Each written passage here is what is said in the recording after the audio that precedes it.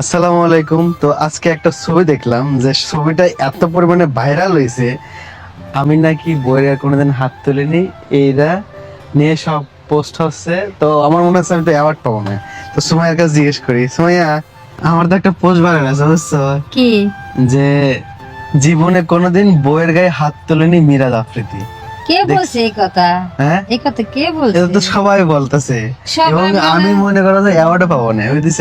হ্যাঁ, সবাই তো আর জানে না যে মিরাজের হাতে না, মিরাজের যে দুইটা ফাও আছে এটা কি কেউ জানে না?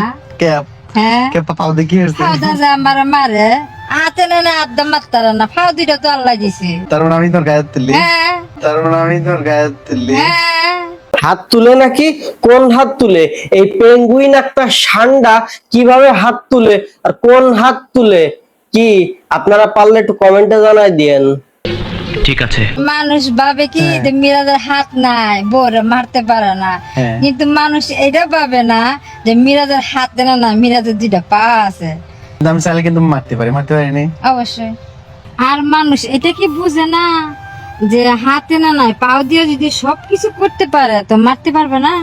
তুমি কি একটা কথা জানো? কি? মানুষ এই পুষ্টি কেন করে?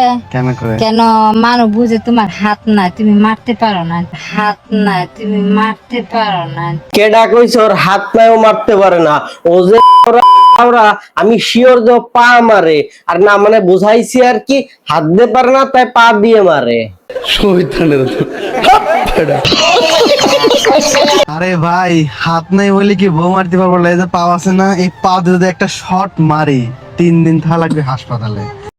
না ঠিক আছে ভাই, ওই পার যে কত ক্ষমতা এটা আমরা জানি, দেখছি তো এক লাথি দিয়াতে 10 মাস 10 দিন ইনজুরি ছিল আমাদের এইভাবেই। আসসালামু আলাইকুম। তো আজকে একটা ছবি দেখলাম যে ছবিটা এত পরিমাণে ভাইরাল হয়েছে, আমি নাকি বইয়ের কোনোদিন হাত তুলিনি, এইটা বিশ্বাস করেন ভাই, এর দুইটা হাত নেই, এটা দেখে আমাদের মায়া এবং করুণা হওয়া উচিত, কিন্তু ওর যে কাজ কাম এবং ওর যে কথাবার্তা, এই কারণে ওরে অনেক মানুষ চোখই দেখতে পারে না। যেখানে ওরে দেখলে আমাদের মায়া হওয়ার কথা, সেখানে ওরে দেখলে আমাদের আরো বেশি রাগ হয়।